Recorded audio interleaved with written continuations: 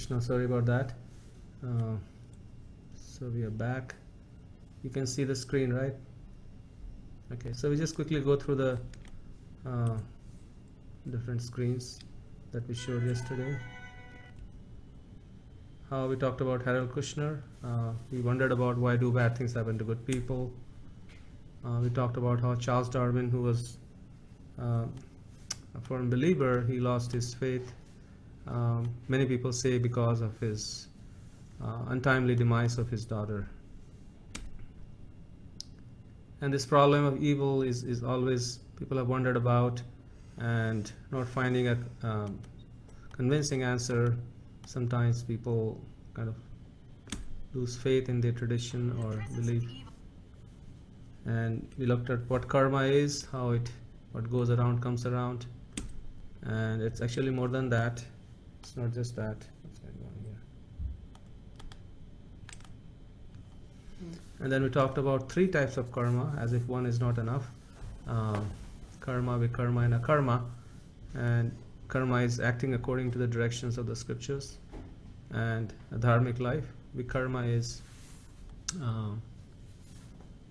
actions which are against, which take us away from our spiritual position. So something that doing harm to others or harm to ourselves. Instant and delayed karma we talked about. The silo, the story of the Dhritarashtra, how he gets the karma back. Just 1 second to connect. So here is the other aspect of karma. It's called collective karma or individual karma. So individual karma, as you can understand very simply, is simply karma that we incur at a personal level, right? So something I had done in this previous life or in this life. A simple example, I go and I eat something. 1 second. Actually, we are dropping our son off to college tomorrow. So we're just getting all his stuff ready so that we can... They don't have online? Yeah. So anyway, so that's individual karma where, we have some action and then we get some reaction. And collective karma, and that is, again, just like delayed karma, collective karma is another thing that we find it very difficult to fathom, that you have an air crash or, the Titanic, where so many people got on a ship and they all died together, or it's an earthquake, or right now we're going through, this whole corona situation, and it's a collective experience, at the global level. And so we wonder about these things. And according to the Bhagavad-Gita, collective karma is also a kind of karma where so many people's karmas, they're aligned. And material nature brings, people together who are meant to experience something collectively. Now, the interesting thing is that even though we are experiencing it collectively, but the karma itself is actually individual. Right. It's not that my karma influences your karma, but collective karma is bringing people with certain karma together in terms of place or time. For example, right now this is Kali Yuga, and life is difficult, and it's going to get more difficult. So in Kali Yuga, certain kind of people with certain kind of karma are brought, because here, this is the situation here. In previous ages, there were people who were more spiritual who were brought together, and then that made that age more conducive for different practices. Also, like even in a family situation, right? Sometimes you have a family member who seems to give us difficulty, or a friend, or some relationship that seems to, so we wonder about it, right? The whole family is getting impacted because of the actions of one person. So what's going on there? So again, the idea is again of collective karma, that, somehow or the other, there was some karma that we had to exhaust with this other person. And so we are all part of it. And so this is this idea of collective karma. So when we are born into a family, does that mean that all of the people in the family are sort of a part of the collective karma. Oh, They're yes. brought together for a certain reason. Yes, absolutely. There's a reason why a certain person becomes part of our family. It's not just a coincidence. There is something that we need to learn with each other, and that's the other aspect of karma. And that ultimately, it may seem like it's a cosmic justice system, but it's really meant for our education. There are certain lessons that we are meant to learn, certain ways in which we are meant to grow. And also, there is some karmic debt that we need to exhaust. So all of those things happen together. And so a certain person actually enters into our sphere. So this is a story of how karma catches up with you, because somebody might say, well, maybe I've done something, many lifetimes ago, but who knows, and how is that karma going to come and find me? So in the Srimad Bhagavatam also, there is actually a very nice example given that say if there is a whole herd of cows, and there's just like hundreds and hundreds of cows, but the calf will easily find the mother in the midst of all those cows. So a similar story is about this person who lived in this town, in this village, and his servant actually goes to the market, and he sees death personified, and this guy winks at him. I think it was the master himself, if I'm not mistaken. Anyways, he comes back and he says, he thinks that, oh, death has come to get me. So he says, let me run away from death. So he goes off to this town called Samara. And when he goes there, then he encounters death. So you can see here, he's running away on a camel, thinking if I just run away 30, 40 miles away, then there's no way that death is going to come and get me. And so there, death finds him again. And so then he says, what happened? I thought you're going to catch me in Baghdad, but yeah. Says, well, when I looked at you, I thought, what is this guy doing here? I have an appointment with him in Samara.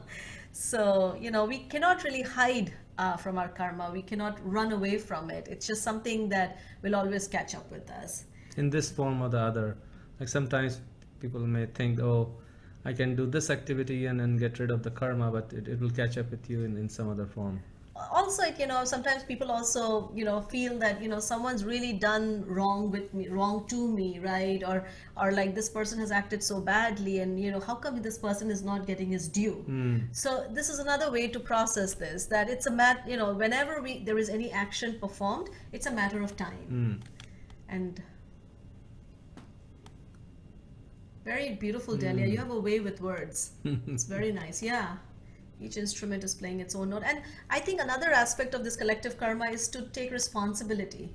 That we have a tendency, to say all my misery is because of this one person in my family.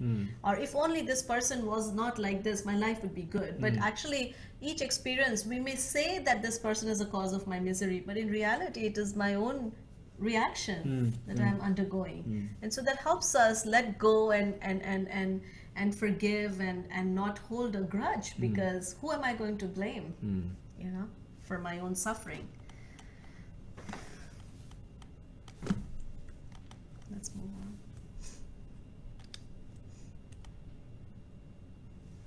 And this is another law of karma, that ignorance of the law is no excuse to not get the punishment. So sometimes you may say, oh, I don't really know the laws of karma. I've never heard about them, never seen them. So why should I get the reaction for something like that? And or because I don't believe in them. Or I don't believe in them. This is like too religious thing. I don't believe in this. So it doesn't really matter. Ignorance of the law doesn't really excuse you from getting the punishment. And this has happened to me. 2 or 3 years ago, we were driving down to DC from here, and we were driving on GW Parkway, and I've driven on that road so many times, and for some reason I always thought that the speed limit on that road was 60, and I think I was driving, say, around 65 at a spot, and for some reason, and there was a slope there, actually. And there was a slope there, so I was, you naturally catch up speed, and I was like around 65, below 70. So I thought, I'm still like below 10 over the speed limit. So I was fine. And then suddenly I see a cop behind me, and he pulled me over, and he said, sir, you were like, what do you call that? Reckless driving. I said, what? Reckless driving? I was just driving less than 10. no, he said, no, the speed limit here is 40 and you are driving at like 65 or 67, so you're like 25 of the speed limit, so you're reckless driving. And I said, I didn't really know this. I mean, you guys like trying to trap. This is, and then later on, I read on the internet that spot is like a trap because the speed limit is 60 before, and then they slowly change it to like 50 and 40 like within a mile, and you never notice. Like sometimes you never notice that those changes in signs. So like for the next 2-3 miles, it's like 40 limit, 40, and then they catch, and they send you to, that is like a federal zone. So they send you to, instead of a state courthouse, they send you to this federal courthouse, and the lawyers charge an arm and leg when they find that, oh, you have been reckless driving in a federal courthouse. So I mean, lawyers, like when I called lawyers, they said $2,500, $3,500 to get you off this. And finally, I found somebody who got me off the hook for $800. So anyways, ignorance of the law, I pleaded to the officer. He was just like, he was a happy camper. He said, today I got my big fish. So, and then there's another story. Oh, there's another story like that. You know, we had gone to Paris and, you know, we got on this, we wanted to go to some place and we got on this metro. And we had to change a metro, right? We had to change a train somewhere. So we got on this, and then we came to the next station where we had to change, and then we happily got into the next train. And then finally, when we arrived at our destination, there was like a whole army waiting for like innocent tourists who don't understand French and had no idea what, you know, so like what happened, like why are these guys waiting for us? And they said, well, when you got off the first train, you were meant to actually go and buy a second ticket, and there was absolutely no sign there. There was no sign there, and the trains just allowed us to come in. Like there was like an open door there. There was an open door, and then that basically everybody took that open door and hopped onto the next train. So there were many of us, you know, together, and we said, well, we didn't know. Well, it doesn't matter. You still have to pay the fine. So we landed up paying fine. So I guess just a couple of stories to show that, you know, the law of karma is like that too. You know, we may or may not know how and what, but you know, we still have to go through the experiences. So the next one is good karma. Now this is something that is very, very common. Like, you know, you see this like, oh, I did something bad. Okay, I'm just going to go ahead and do something good, and that way I can maybe negate the bad that I did, right? And so what do you guys think? I mean, does good karma, if I do something good and then bad and then do something good, will all neutralize to zero? I mean, it makes logical sense that it should just neutralize to zero. What do you guys think? Because even the good karma does accumulate something, so it's not actually, I mean, the bad karma is not actually negating anything because it's the same. Yeah, I think let's, Ananda Kumar Prabhu, I think you already know. Yeah. So let's give those that may not have heard this idea before. Let's see. I think I saw somebody. Nope. Okay, Delia says nope. Okay, why do you think so, Delia?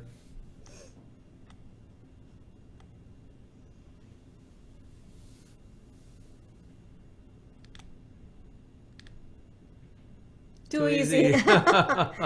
Yeah, well, races maybe not see results until another lifetime. Yeah. Yeah. That's true. If it the karma that you did deserves a delayed reaction, then you may have to wait till the next lifetime to do the good work. So there's more coming. Let's see more comments. Karma comes from other lives. Yes, Christian. Yeah, it comes from other lives. Is that a question, by the way? If it is a question, then yes. No, sorry. I mean, I just said it just because I think karma comes from other lives, and it's not that easy. Yeah. You have like a baggage that you carry on, Yeah. and you have to work a lot to improve and get better, and just evolving and developing. That's what I think. And dharma, I mean, nothing. Okay, dharma is another thing. It's just good and bad karma. I don't know what's a good karma. I mean, yeah, because for me, the word karma is already related to not that good. You know, yeah, it's something like again that you have to carry on. Yes. That's what's karma for me. It's already bad. For me, it's redundant to say bad karma. Yeah, we can also have good karma, which means that, say, if I feed the poor people, or I dig up some wells, or I do good for others, then I also get a good reaction. So, and then of course, like you're saying, so the idea being here that good karma and bad karma, they don't cancel each other out. And Yeah. in fact, Uh, yeah, sorry, but what about, are you going to talk about the Dharma? yes, we're going to talk about dharma. That will be our response to karma. Okay. How do we respond to karma?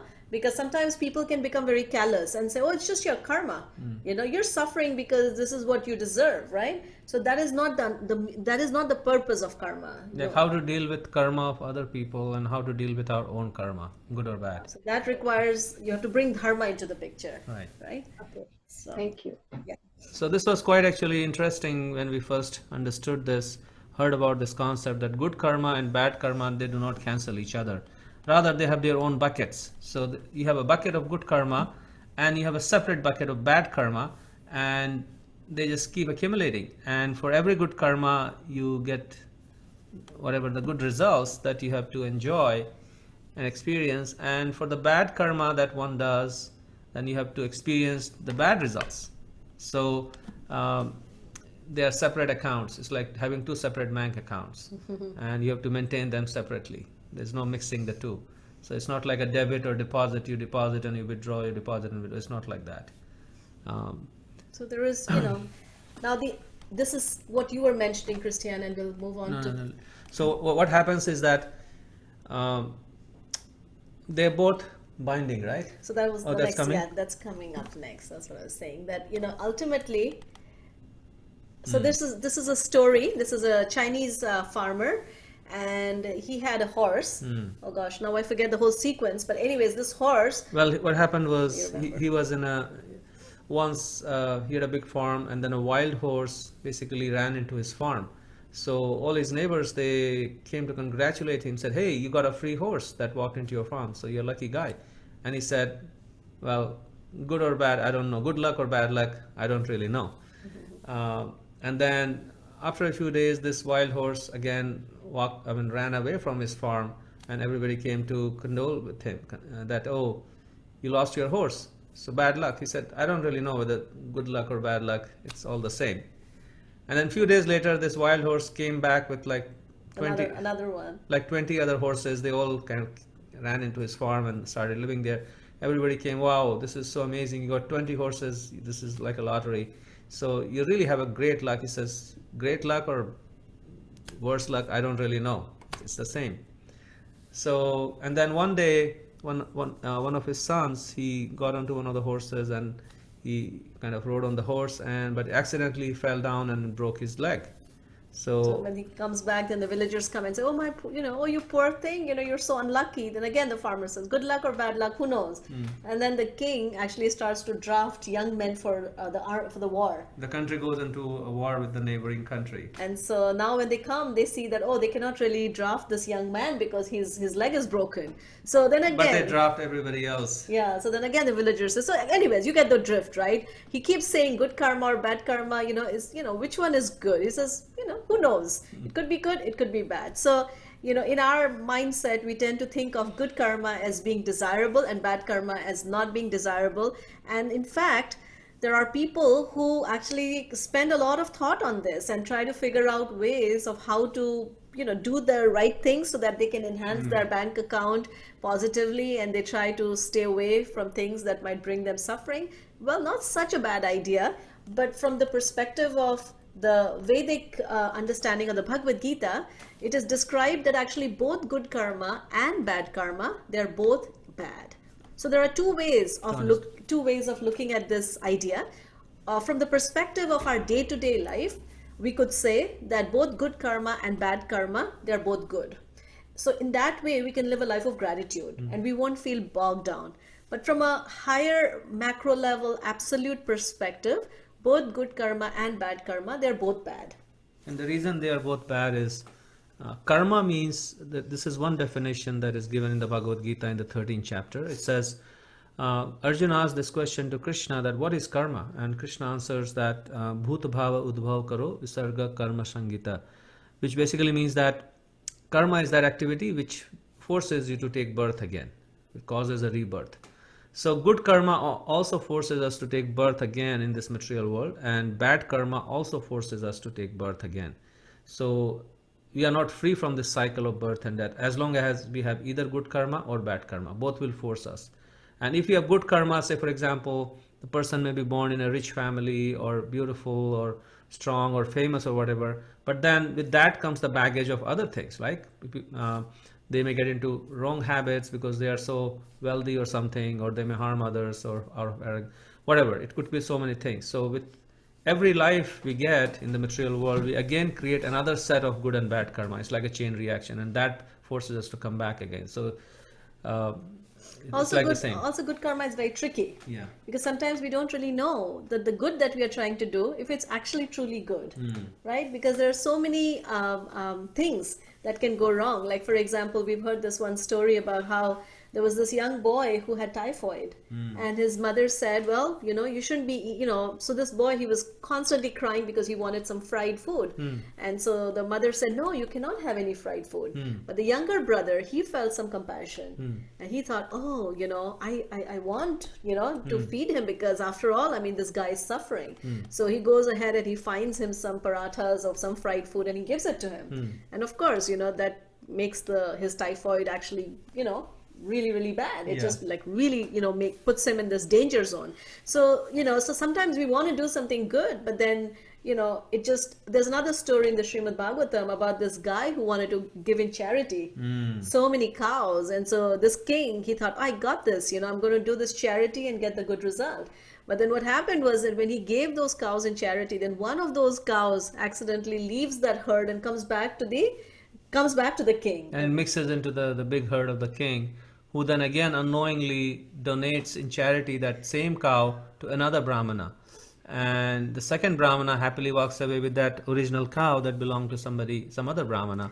And when that first Brahmana sees that cow, he says, this is my cow. And they're fighting with each other, and they both go to the king. And the king tries to convince the second Brahmana that please give this cow back to me. He also tells the first one Yeah. that in return I'll give you many, many more cows. Yeah. But the story is just to illustrate that, finally the Brahmana gets really mad, and Both of them get mad at the king, and then they curse him. they curse him. So he was trying to do something that he thought was a good act. But then, it doesn't take much. What is it? The road to hell is paved with good intentions, right? So it doesn't take long.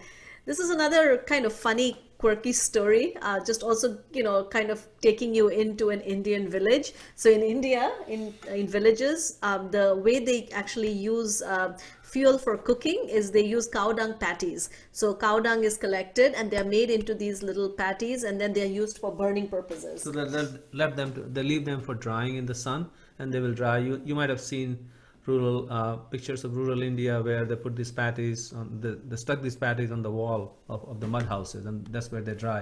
And then they collect them and save them. So there was a pile of wet cow dung, and there was a pile of these patties, and the dry cow dung was kind of mocking the wet cow dung that So the story goes like, so there is this pile of dried out cow dung waiting to be put in the fire, and so this wet cow dung kind of looks at this pile of this dry cow dung patty and says, ha ha ha, you poor thing, you're going to be burned soon. And so but doesn't know that it's going to be his turn too, because he's wet right now, he's going to be dry soon. And so, and then at the end, the idea being that wet cow dung or dry cow dung, it's still cow dung. And end result is the same. End result is the same. So, so the idea being that, people get so caught up with this, I'm just going to do good karma, I'm somehow going to avoid bad karma. Avoid bad, I'm going to get my pious credit, go off to the heavenly planets. That's another aspect. In India especially, there is just so much of this that people, it's like a whole system that people have where they'll perform certain rituals and certain pujas so that they can ascend to the heavenly planet. But the Bhagavad-Gita says that, whether you're in the heavens, paradise, whatever, or you're down there, it's the same experience.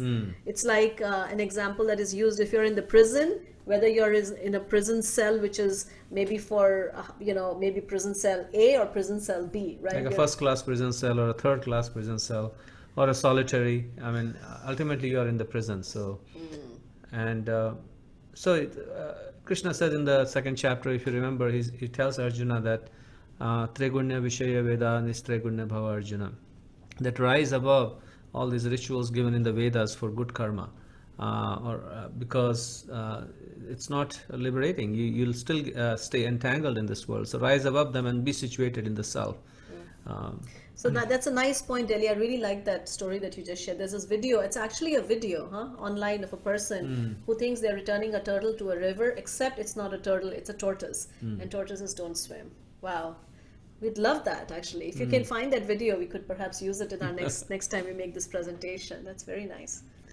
So I guess the whole point of this is, that's why Krishna is saying that one should know what karma is, what vikarma is, and then what akarma is. So we'll talk about akarma later, but anyways, not to get entangled in accumulating good karma. So this is the karma circle. It goes nowhere, right? It's like a hamster on a wheel.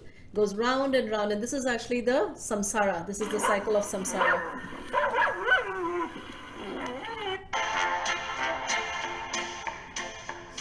Just to look at it is exhausting. He's running so fast. The other one wants to get on it as well. How can I miss the fun, right?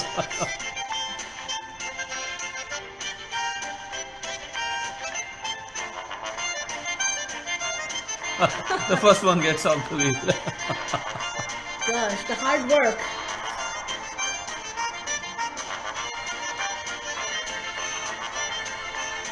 Yeah, okay, well. Just watching it is making a head spin.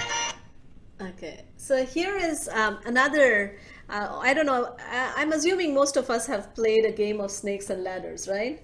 And it's interesting that this game actually originally, it's a very old game from India, ancient India, and it was based on this idea of karma. And so let's watch this video. It's just a fun thing.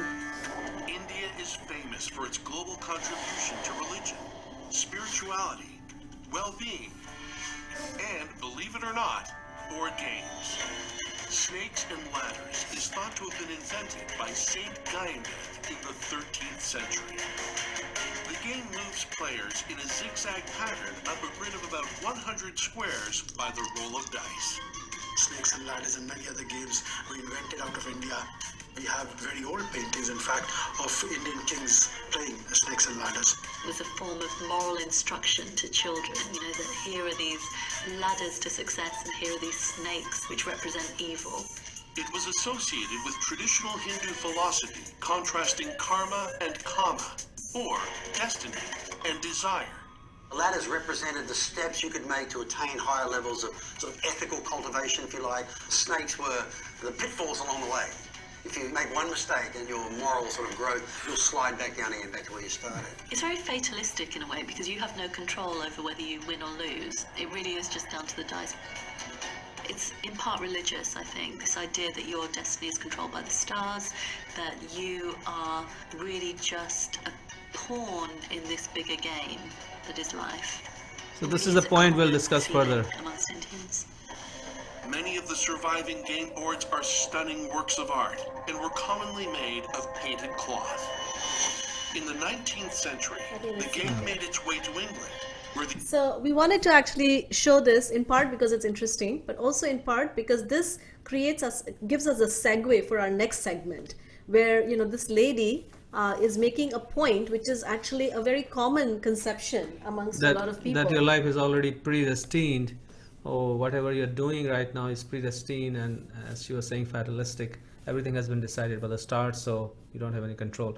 And is that true or not? That we'll examine that in our next section on Monday, that this whole game of destiny, free will, karma, how does it all play out? Yeah, is it really true that it's just, you know, our entire life is just like a roll of a die, and we are just like pawns on a board, and we are just being moved around with no free will. And sometimes people even say that, oh, you know, the gods are watching us, you know, and they're having fun at our expense. And so it almost makes it sound like, you know, we're just helplessly being, you know, going through one situation to the next, and it can be very disempowering. So the Bhagavad-Gita actually has something very, very interesting and very profound to say about this. So we'll talk about free will, destiny, and divinity in our next section. So I think we have one more slide here. Oh, we don't? Yeah, that chart. The Indian virtue. Oh, this is a very important one. So we'll end today's session with this very important understanding of how karma works, how our actions produce results. Normally, our common understanding is it's like you do something good or bad and then you get a good or bad reaction. But there is something more to that in this cycle. So let's go through this cycle from the top where it says avidya or ignorance.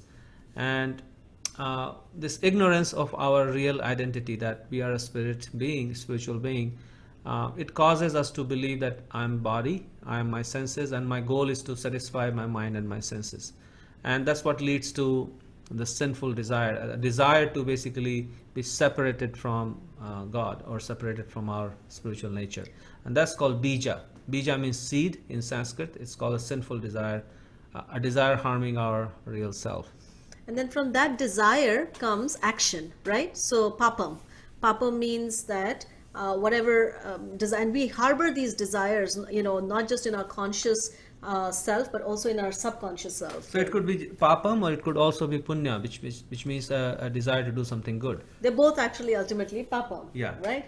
So now the reason why we find this graph or this depiction so interesting is because it shows that generally when we think of karma and karmic reaction, we simply think of it in terms of just the external reaction, right? That we say that, all right, I did something bad to this person, so then maybe I fell sick, but what this is talking about are two kinds of reactions.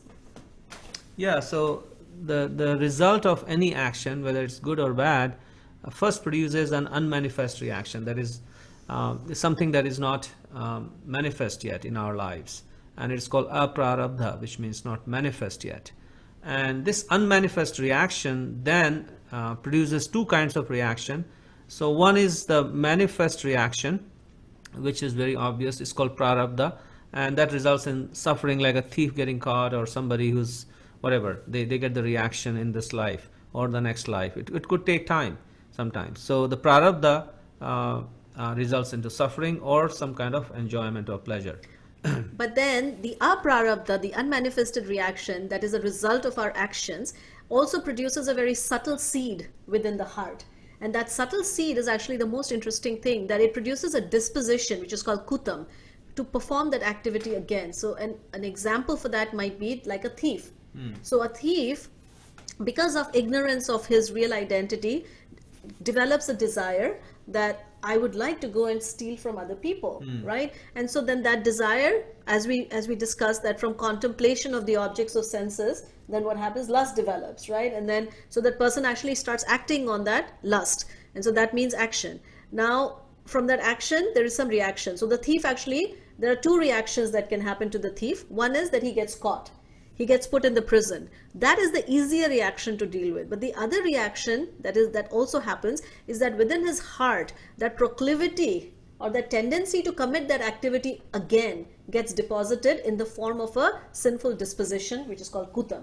And that in due course of time that manifests again into sinful desire. So desire is something that is observable in our mind. It's like shaking our mind with something. Okay, I want to do this. So thinking, desire is thinking and feeling, and disposition is general nature. So like some people, they like shoplifting, even when they're caught, they again have that tendency. It's like a tendency, and given an opportunity, the tendency will manifest into a desire and an action. So this is where the problem happens just by doing some. So when the suffering comes, then people say, okay, let me do some prayashchit, or let me do some atonement and attenuate the suffering. So that is possible, that you can reduce the suffering to some extent, but the atonement doesn't take care of the second result of aprarabdha, which is kutam, sinful disposition, and that just goes on, and as a result the person is never able to come out of this cycle. And that is one of the reasons why people actually have addictions, or like we discussed, I think yesterday was it, that how prisoners, when they're released, they have a tendency to go back into the prison, and the percentage is actually very high. It's because even though the reaction is simply an external suffering, but it hasn't addressed the disposition within the heart. So most of the religious rituals that are given in the world, whether it is from India or outside of India, they deal mostly with just trying to mitigate the external suffering at best. So they'll say, okay, you did something wrong, all right, do this and this might help with your suffering. But just like we talked about the weeds, if you just simply cut off the weeds on the top, you really haven't dealt with the disposition. You haven't dealt with the bija or the seed. And so what happens is that the cycle just continues on indefinitely. And we can see that people who are under addiction of alcohol or whatever drugs, even if you stop the supply of that thing they're addicted to, the desire to do it is so strong, they're already there, that it just takes over, and therefore it's very hard to get over the addictions. So yeah, Delia, your question about both of these things are produced from aprarabdha. Yeah, prarabdha and kutam, both of them are produced from aprarabdha, and good actions produce the desire to do more good actions. Yes. So as I mentioned before, it could be a sinful desire or like a material desire to do something good, and the disposition will be again to do something good more. But again, as we know, anything materially motivated, good or bad, it keeps us here in this material realm.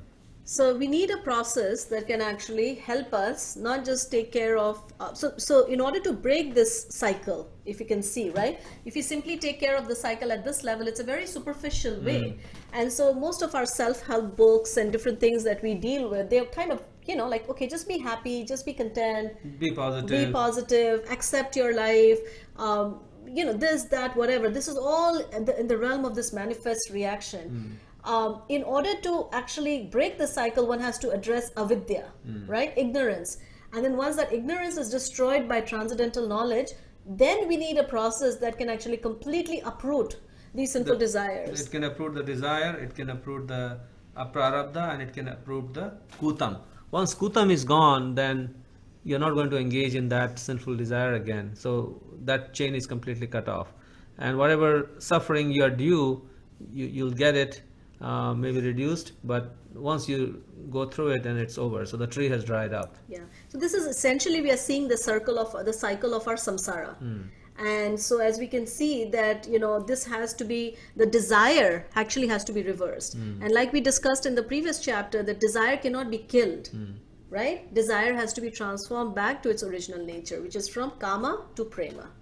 So we'll stop here.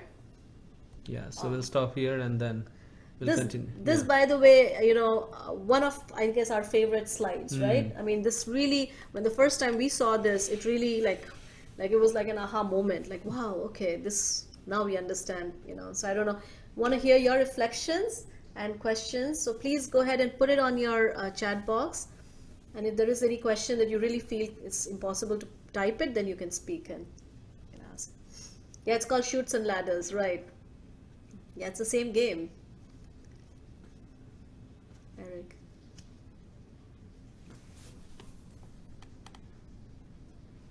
What do you mean by personal or impersonal? Could you explain? Could you? Can't hear you. That's my question. Oh, karma is very personal. I mean, it's targeted towards you, right?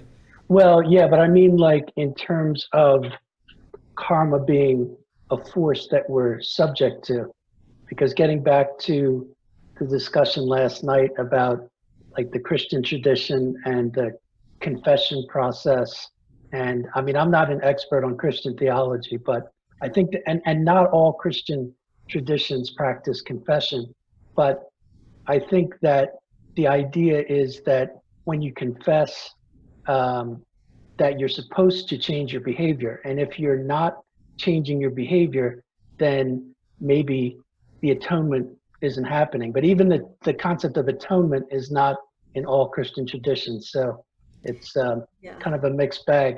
But the thing about Christianity is that I think the idea is that we all live in a condition of sin, and if anyone were to really judge us on the basis of our thoughts and actions, we would all be condemned.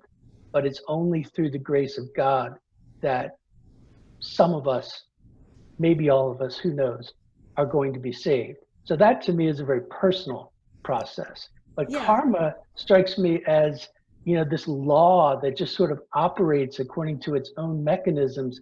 And I don't know where Krishna or any other divine being could step in and say, whoa, let's ease up on this guy here. He's not that bad. Very nice, Eric. Thank you. It's a very, very wonderful point that you have raised. So just addressing your first point that, again, I'm losing my train of thought here. What did you say? I said a whole bunch of different things. No, I just give me a minute.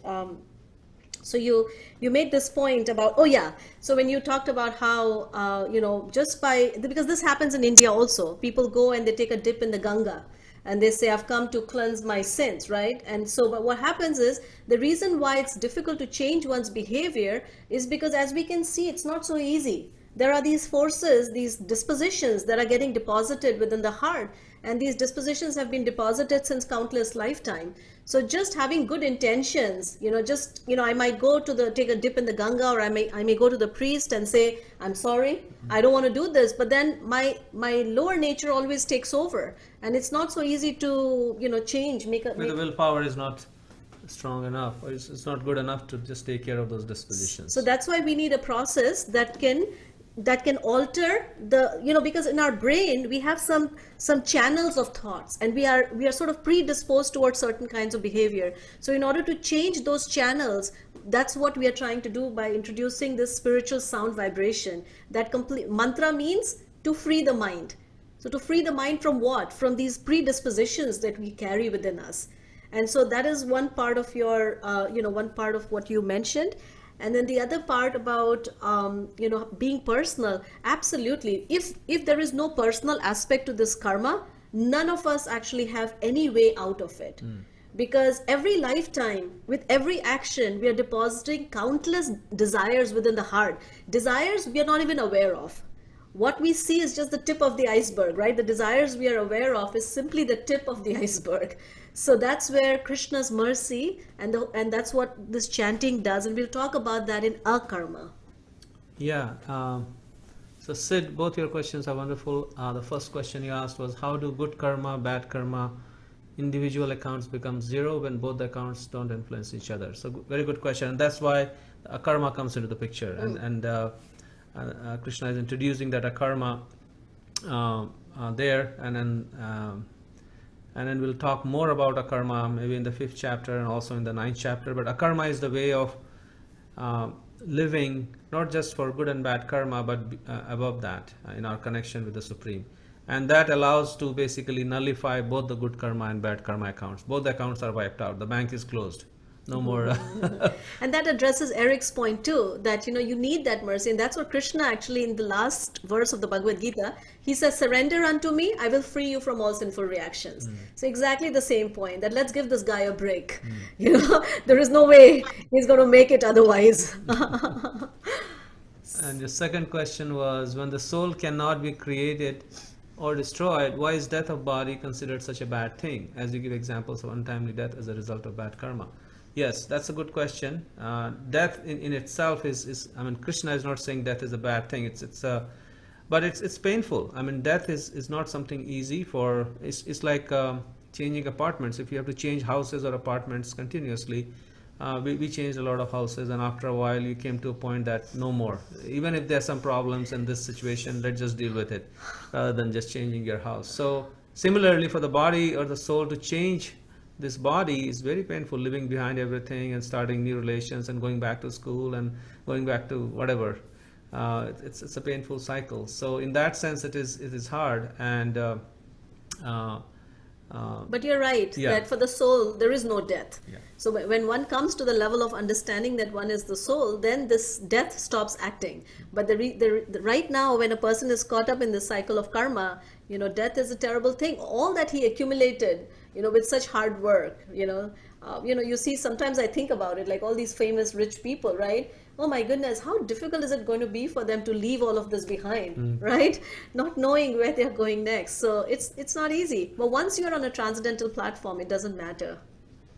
Amritvani asked a question, how do you break this cycle of ignorance?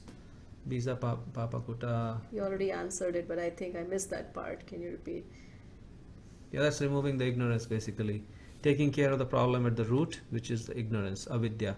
So getting transcendental knowledge, which is the focus of the 4th chapter, through that we can actually destroy the problem at the root.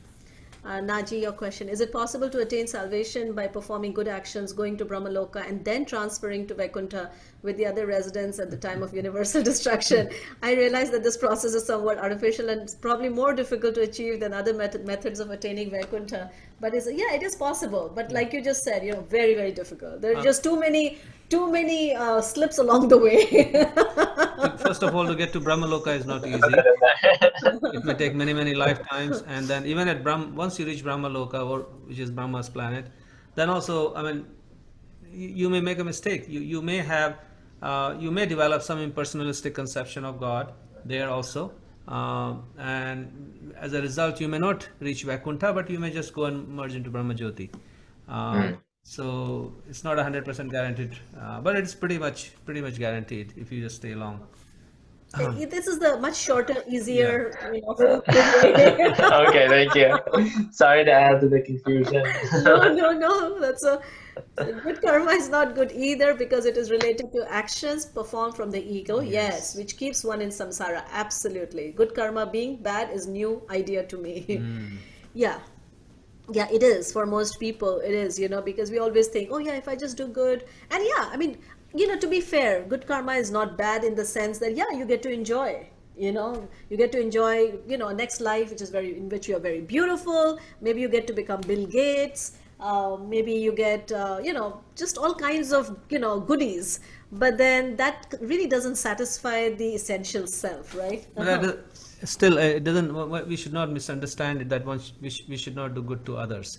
But in what spirit we should do good to others? That is, doing good to others can be done from just a regular mundane perspective, or it can be done with the Akarma perspective. So doing good to others is Krishna recommends that a lot, but doing it in the right way, right spirit. So there are two more things that will, I think, answer a lot of these questions. One is the concept of akarma, and the other is the concept of free will and destiny, right? I don't see you guys having too many questions on free will and destiny. Generally, when we do this, we get a lot of questions related to that topic. All karma keeps you in bondage as long as you're invested in material. Absolutely. Perfect, Delia. Yes, that is actually what good karma, bad karma is all about, is our motivation. It's not that our karma is without action. In akarma also, you feed people, you love them, you take care of them, you do all the good stuff. But then the motivation and the consciousness with which you do that is completely different. That's, so we've kind of given you so that you can sleep better. So any other points? I think Zuma you wanted to make a long reflection, so I don't know if you want to do that now. Yeah. Also Shashi, yeah, go ahead. Sure. I'll just it's actually on dates back to our Tuesday and Wednesday on the Janmashtami day that my reflections were. So you already know that I had this kind of family exigency, emergency. So I felt like, that the video that you showed about the mouse, like paddling inside milk and then creating that butter mound. So and I also had a question that why did Krishna, Arjuna choose Krishna to answer it in the battlefield? So I when I went through the Gita with you, so I can realize, and I now relate that, that happened because there was submission. So today, I feel so eased out because I have the submission, and I always felt that I see all the devotees having this hands open, and that's basically, I always had a question that why is it like this? It's submission. So maybe I also had a phase wherein I was feeling a lot of vacuum. And you because I submitted, so maybe I had you to walk me through Gita, and then even asking the fonts that my Gita, I can't read it, and through you I ordered Gita. Then I had this Teachings of Chaitanya. So these two books are like my favorite now, and so I mean, that's what my thing is like. That day I was feeling that it's so gratifying to have you and walk through it, and then things just fall into places when you submit. So that was my reflection. Beautiful, thank you. Beautiful. Yeah, that's Arjuna's journey, that he'll get to the complete submission, and that submission is actually liberating. It's not like binding. That submission is liberating. We all have our own journey of how we get there, and and Krishna, and this is the one beautiful thing that I think I really appreciated about this process is there is no coercion. There is no force, there is no coercion, there is no judgment, or no guilt trip. No guilt trip. We all have our own journey, and it's all right to have doubts. It's all right to hold back if one thinks that I need to take my time. All of that is okay, because Krishna is patient. Krishna is very patient. He's been sitting in our heart for countless lifetimes. And so, hey, one more lifetime, you want to hang around for a little bit longer? Okay, But yeah, at the same time, he also urges us. He says, enough, enough. So yeah, there is both those aspects. And, I think when we give each other that space, and when we allow ourselves to have that space to grow at our own pace, I think then the growth is also more real, So yeah, spiritual life is not about, like, it's not a race, it's not a competition. It is truly finding our home.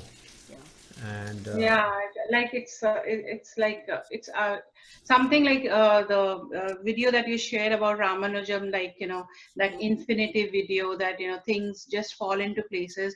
That video was making me so much sense to me. Like I had a book which our fonts were not good, and then you suggested that yes, from sponsored Gita you take this book, and then the fonts would be proper. And then today I'm walking the entire Gita with you, like I've traveled 4th chapter. So I mean, that video makes so much sense now to me. Like thank you. We have to say that we also feel very encouraged when we hear this, because I don't know if you guys are aware of this, but these presentations that we're doing this, you guys are the first group to actually see these presentations.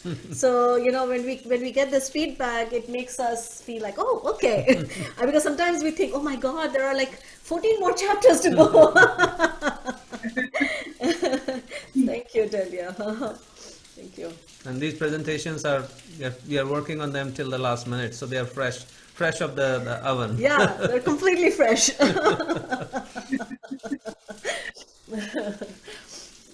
They're really good. Thank you. No one can understand the Gita without a teacher. Thanks for this blessing. Really grateful to you. I slept at 2 a.m. last night as I had some work. I thought I won't be able to join, but here I am.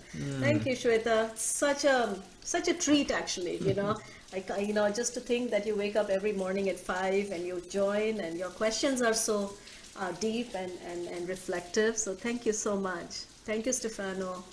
Thank you. We're so grateful for all of you. It's because of you guys that we feel this, we are enlivened, because when we are going through this, it's like, each video that we try to find is like finding a needle in a haystack. There's just so much information on the internet, and we are trying to dig through them. But because of your enthusiasm, it gives us life, like, okay, we can do this. So keep us encouraged, and then we'll finish our 18 chapters together. I'm just looking to complete this book. We'll complete it. We'll complete it, Krishna willing. Krishna willing to complete it, yes. Thank you. So